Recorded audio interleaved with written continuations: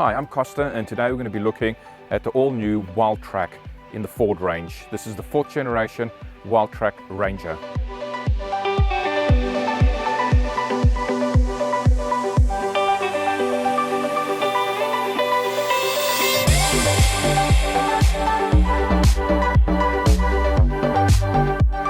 We do cover quite a lot in these videos, and so we have included chapters. If there's something that you want to skip ahead to, look at the chapters below and skip to the topic you want to cover. And what's so exciting about these cars? Well, quite a lot it turns out, because the truck, as it's called in America, or Ute in Australia, is really taking the world by storm, and it's redesigning or remapping the whole way that the world looks and thinks about a car. And what I mean by that, so traditionally these vehicles were utility vehicles. They were designed to be used by people with trades, carpenters or electricians or things like that. And slowly over time, they've evolved to become a family car and to become an everyday business car, and let's go to the shops car, and let's have a lifestyle car. When we look at the front styling of the vehicle, a lot of attention has been put into the way the car looks. What's become an iconic C-clamp headlight now is standard on the Wildtrak. You can also option in the premium pack, which would give you dynamic headlights. The one that we've got here today doesn't have the premium pack. Looking at the logo, it's quite a loud, prominent logo on the front of the vehicle with a redesigned front grille, which comes down stylishly and breaks up into basically 3 different sections: the top, the middle, and the bottom section. It's got a 6-sensor park system that runs all the way across the front of the car. It's also got all the cruise control and smart cruise control radars and all the other tech that's necessary for those systems to work. The front 360-degree view camera is also fitted with a washer to keep it nice and clean, so you can always see what's going on in front of the vehicle. Worth noting on this front camera is that it is angled downwards, and there's multiple reasons for that. A, it assists with parking, but B, it has also been designed to be an off-road aid, to be able to let you see as you're coming off the top of an apex, so you can see what's happening on the other side. This front grille is standard for the Wildtrak, but all the grilles do change as you move through the different variants of the Ranger. And also looking underneath here, because it is a off-roader and it is designed to be very capable off-road, it does have these rated recovery points, one on the left and one on the right, which are bolted directly onto the chassis of the vehicle. The vehicle comes with 2 different engine options. The one is a V6 diesel single turbo engine, and the other one is a 4-cylinder bi-turbo diesel engine. So it's diesel engines all round in the Wildtrak. The one we have here today is the V6. Coming under the bonnet, the main air intake is on this side, so it's designed to be taking air and scooping it just underneath the bonnet, and using this section of the front grille, there's actually an opening there which then feeds the air into there, into the airbox. So it's all pretty big because it's got to feed a big V6 engine. Ford tells us that they have left this extra space here, so if you want to run a second battery, you can have both your batteries under the bonnet and easy to access them. The water bottle runs down the side here and into the fender, and then all the liquid bottles that you need to keep an eye on, so your engine water coolants, your brake fluids, your oil dipstick and top-up fluids, all situated on this one side of the vehicle. So all well designed, easy to get to. So looking at the side of the vehicle, it's not as obvious on the one we have here today, but you do have this black strip or wheel arch that runs across here, breaks up the color a little bit, especially if you go for a different color Wildtrak. So the color we have here today is a meteor gray, but if you were to pick a Sedona orange or one of the lighter colors, aluminium or the white, these contrasting colors will pop more. The one we got here today is fitted with the all-terrain tires, and you can also fit a city tire if you want. It's an option. You can just pick it when you're building your car from factory. The V6 logo stylishly presented on the side of the vehicle, again with some nice finishes around this little air vent that are not as obvious on the color that we have here today, but still look really good. The sideboards run along the sides of the car, and they are dual tone on the Wildtrak, so you get the black and the silver. The silver just breaks up the color a little bit, and I really like it. It also marries in with the roof rails, so the roof rails are the same kind of silver as the running boards and just give you that dual tone finish on the vehicle. They have opted to black out all the sides of the windows, so there's no chrome or any other kind of color finish running through the window, so it is all just blacked out, and it does suit the vehicle and the styling of the car. You got blind spot detection on the side mirrors. This is a new addition in this generation of Ranger that didn't exist before, and the 360-degree view camera is mounted just there. Wildtrak comes with keyless entry and proximity key. Now the proximity key did take me a little bit of time to get used to, so as long as the car is in proximity and you tap over this section, it locks. And then to unlock, you can't just do the same thing, because that's the lock function. So you actually have to put your hand in there to unlock it, and then you can open it. So it's actually got 2 different sensors. It did take me a while to figure that one out, and it's worth noting. Privacy glass on the rear window blacks out the rear window really nicely and gives you that contrast from front to back and that extra privacy in the back. Wildtrak does have sports bar. They call it a Windsail sports bar, mainly because of the way it's designed. Wildtrak is the only Ranger that gets this style of sports bar, although it does look like the Platinum is also going to have this sports bar too. Now the sports bar has the same rails like it has at the top running across the back here. This is not just a styling finish, this is actually a functional rail that you can mount racks to. One of the unique styling cues of the Wildtrak, and it's not just styling, again it is a functional step, and this step is designed to give you access in and out of the back of the tub. Your rear cross traffic alert as well as blind spot detection sensors are mounted inside this rear tail light and positioned just over there. Wildtrak is a great looking car and a lot of people love it. Evidence is in the length of the waiting list that are starting to develop for this car here in Australia and around the world, and people are just queuing up to drive them. That ties back in with what I was saying earlier, in that they are a lifestyle vehicle. They're a vehicle that you can use on a daily basis, but that you can also go on holiday with. You can fit the whole family in them. They can function as a utility vehicle. And the luxury appointments and finishes means that you can have it as your primary vehicle. Looking at the back of the vehicle, another really exciting section of the car from a styling point of view and from a functional point of view. The big pronounced Ford logo, nice and dominant at the back with the silver finish around it. The handle has been integrated into the rear stoplight and designed to be lower mounted, so in case you fit a canopy or anything like that, it's not obstructed, so great visibility there. The Ranger has been embossed into the rear tailgate, and that's one of the quickest way to tell this 4th generation Rangers from its predecessors, because from the back they do look pretty standard, but the instantly recognizable difference is the embossed Ranger logo. So the tow bar comes standard in the Wildtrak, but the vehicle is fitted with an electronic brake controller as well. Ranger is rated to tow 3.5 tons. So the tailgate is spring loaded, making it extremely light and easy to handle and manage. It also has these red straps that hold it in place on the left and the right, and it's rated for 100 kilos, so you can jump up into the back using the rear tailgate. The roller shutter is designed to open and close in a number of different ways. The one is to reach in and press this button, and the other way to operate it is off the key fob. So all you do there is double tap this button and it opens and closes. The roller shutters are not advertised to be 100% watertight, so water can still get in there. But from what we've understood of this next generation roller shutter, it is a lot more weathertight and weatherproof than any of the previous ones before it. So at first glance, it doesn't look like there's a lot going in the back here, but Wildtrak does have this rail. So this rail is mounted just underneath the roller shutter, and it's also fitted with these clamps. So these clamps can be released very simply like that, and once they're released, they can slide up and down, and then they can lock into place. So they lock into these little bolted sections that you can see running all the way across the back of this rail. Now what's the purpose of these? Real simple.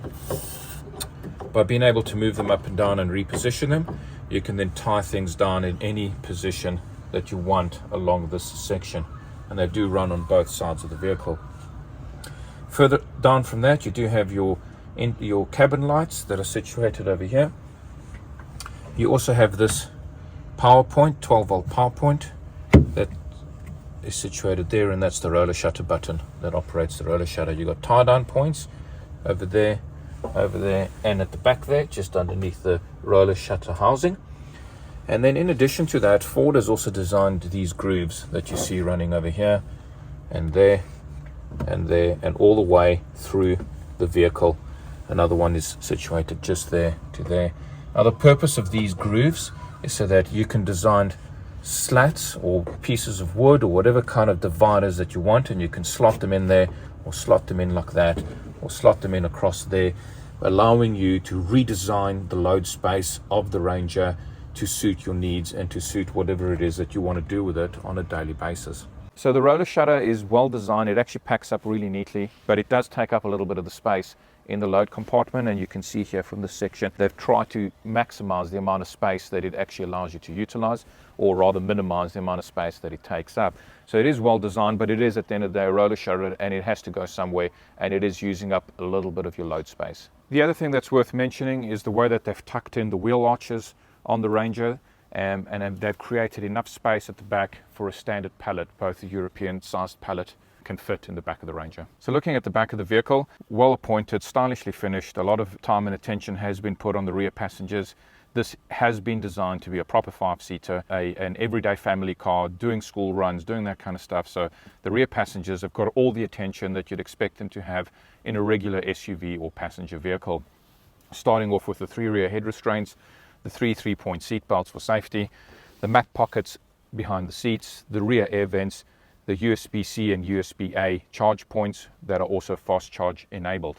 In the center, we have the armrest with 2 separate cup holders, so just all the luxuries that you'd want to have for rear passengers. You've also got the ISOFIX points, so if you do want to mount a child seat in the back here, it's all been designed to be able to cope with that. Now, keeping in mind that I do have the seat in my driving position, so again, for what it is, for a ute, you can see here I've got a lot of foot room, I've got a lot of leg room, and just generally a lot of space, really comfortable to be driving in the back here. So as has become pretty common now in modern day cars, this center console is raised up, and they do that for a reason, to give you lots of easy to reach ergonomic positions of items in the center.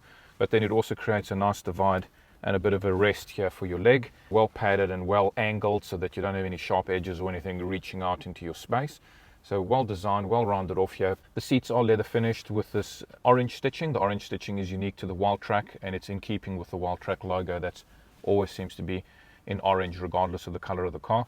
That stitching carries on across here at the top of the dash, as well as the Wildtrak logo that is printed inside the console just there. It does have 2 glove boxes, so the one opens and reveals this top little section. You've also got this middle section with this non-slip material that you can slide a mobile phone or something in there, any kind of little device, easy to access. And then you've got the larger center glove box situated just there.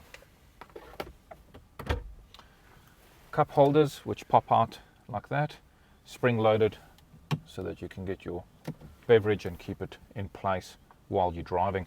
Both front seats, passenger and driver, are electrically operated and are also heated. The grab handle has also been moved on the Ranger, and it's something unique to the vehicle. They've put it inside the grab handle of the door.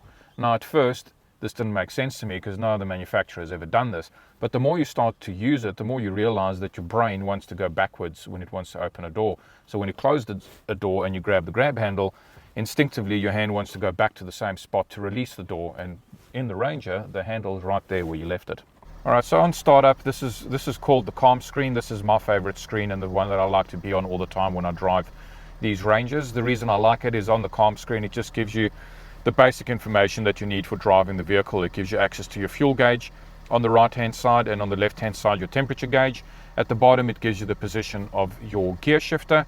It tells you if your auto start stop is active or inactive. It gives you the outside air temperature and your odometer. In the center, in the big digital display, it gives you all of your smart cruise readings. It gives you your compass direction so that you know where you're going, your speedometer, as well as your smart cruise, your following distances, your lane keep assist, is it active or not, and then lastly your speed sign recognition. In addition, on this calm screen, once driving and you've got the smart cruise activated, it will also bring up another dial that lets you know what speed your smart cruise is set at. So there we go. And at this stage we've set the smart cruise to be at speed sign recognition. So that green circle around the speed sign with the little green arrow pointing towards our set speed tells us that the speed sign recognition is linked to the smart cruise. You can also set your fuel economy, your trip computer 1 and 2, your audio settings, your seat belts, auto start stop, fuel economy actual or live, and then back to the trip computers. Once you hit the back arrow, you can get rid of that little side panel and go back to what I like to call the calm screen. You can also access the compass there, so you can actually set up from the menu screen what little screens you can see on the side there. So you've even got your off-road screen, your off-road status, your power distribution, vehicle gauges, engine information. So there's a whole lot of information that you can access and bring up on the side here at any given time. My view is just a customized view which allows you to select these side menus, and you can also configure that. So it's pretty in depth. You can select exactly which little menus you can have in that side menu offering. So the modes, you've got normal, eco, towing mode, slippery, and slippery it shifts to 4x4, mud and ruts it stays in 4x4, but it also engages the rear differential lock. And then your last mode is your sand mode. So that's sand, mud, slippery, tow, eco, and normal. Looking at the steering wheel, there's a fair bit of things you can control here. On this side you have your smart cruise control, speed limiter, lane departure warning system situated in this little section, and underneath there's your volume controls as well as your voice activated button over there. On this side you've got the trip computer that you can navigate on the top, and then track selections and your smartphone or mobile phone to answer and hang up just there. So those are the steering wheel controls. The steering wheel does have a leather finish with this beautiful orange stitching that runs all the way through the inside of that steering wheel again, and some piano black finish and some chrome finish just to finish off the steering wheel really nicely. Your brake controller, so these brake controllers are now integrated from factory. You can set the trail brake gain over here, so in 0.5 increments. You can go up and down, and then this over here allows you to actually activate the brakes manually for the trailer by squeezing this little lever, just like that. This means you don't have to have an aftermarket brake controller installed on the car. You get the one directly from factory, which is designed to be part of the vehicle. The other advantage of this one is that it actually gives you the ability to set up trailers inside the console of the car. You might have a boat, you might have a jet ski, you could have a caravan, and you could have a trailer. So all four of those different items that you're towing would be set up differently, and you'd be able to actually set them under the add trailer section. You would be able to name them. You could call the one your boat, for example, and then you could set up the parameters of the boat, and the system would then accommodate. In addition to the headlights that we mentioned earlier, if you were to opt in with the premium pack, you would also get the Bang & Olufsen sound system in the cabin, and you would also get the switch bank that sits at the top there, which is for accessories, so the accessory switch bank that comes standard with the premium pack. So Wildtrak does come with the bigger screen, the 12-inch screen. It also has the heated seats, which are operated just there, so you can set the temperature of the heated seats in there. And the other nice thing with these Rangers is that the owner's manual now actually sits inside the digital display. So if there's ever anything that you want to get your hands on, you can go to the owner's manual. It has diagrams, it also has videos, and it's easy to look things up because it's got a search function there as well. It also talks about the trail sway controller and how that works.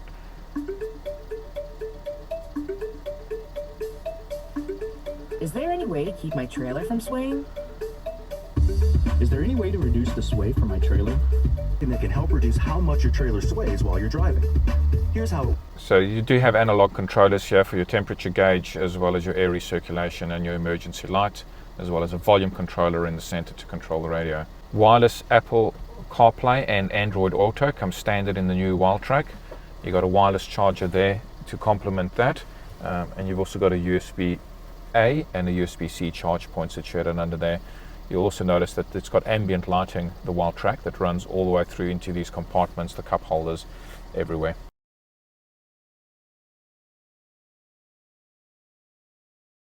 Moving on to the center console, it does have the E-shifter, so there's no mechanical shifter anymore for Wildtrak. Instead, it's got this little electronic shifter with a button in the front there which allows you to shift into reverse. Once you're in reverse, you get your 360-degree view camera with the rear view. And if you scroll it into drive, you can actually access the front view camera as well. It also has your drivetrain settings situated there. You can activate your rear differential lock if you're in an off-road situation. That should only be used when you're on a non-sealed surface, so never engage that on a tarred road. And then you've also got your hill descent assist or hill descent control system that activates from there. If you were in drive, for example, or neutral, and you were to just switch off the car, and it will just automatically slide into park for you. So that's one of the advantages of the E-shifter. It is controlled electronically by the computers. Two cup holders over there, electric park brake situated just there, auto start stop, your traction control that you can switch on and off, as well as your self park. So Wildtrak is fitted with self park, and it is actually able to park itself. This is your off-road camera selection function. So if you're ever in an off-road situation, you'd activate that button, and it will give you the front view of the camera so that you can see over apexes, and it also gives you the status of your four-wheel drive system, your rear differential, and your hill descent control system. This controller lets you activate the two high 4 high, 4 low, or 4 automatic. That is the wheel lock positions, the 4 different wheel lock positions that are available on the vehicle. Your drive modes are selected with the scroller, so you can scroll left or you can scroll right, and you can scroll through the different drive modes till you get to the one that you want. Center armrest, nice and wide, giving you more than enough space for driver and passenger not to have to fight over it. The stitching that continues all the way through and unifies the center console with the rest of the vehicle. Inside here you've got a 12 volt power point, and you've also got a section over there for the key. So the first thing that I noticed when I drove one of these Rangers is how different it was to the previous generation, and different in a good way. So traditionally I've never been a big fan of utility vehicles because I just don't really like the way they drive. As a daily, they can be very tiring, they can be hard to drive, hard suspension, just really difficult. Whereas this Ranger doesn't feel like that. It actually feels like a normal car, or at least like an SUV. Really comfortable. They've definitely made some changes to the undercarriage, lightened up a lot of the suspension elements and components, which basically just allows the car to be lighter. The steering is more responsive. The suspension is just a lot more comfortable, not what you'd expect from a utility vehicle. We had a Sedona orange Wildtrak up on a 4-post lift and had a good look at some of the components underneath the vehicle. You can see that there's a lot of aluminium used to reduce weight and improve the sharpness of the front steering, while at the same time in the rear suspension you still have the leaf spring suspension, which gives you that 3.5 ton towing capacity.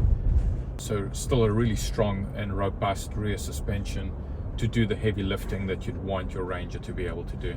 Driving with the all-terrain tires on road, you'd think that there'd be a fair bit of road noise, but the car is actually really well insulated, and I'm not getting a lot of feedback. I'm not getting a lot of road noise from the car. I have had the opportunity to do some long distance drives with this car, some long distance high speed driving on the freeway. Really comfortable, really quiet, not at all overwhelming. I've also driven it at night, and a lot of the dark out features for these screens and the rear stat switch that dims the dash display comes in really handy, and allows you to dim a lot of these lights so that they're not overwhelming.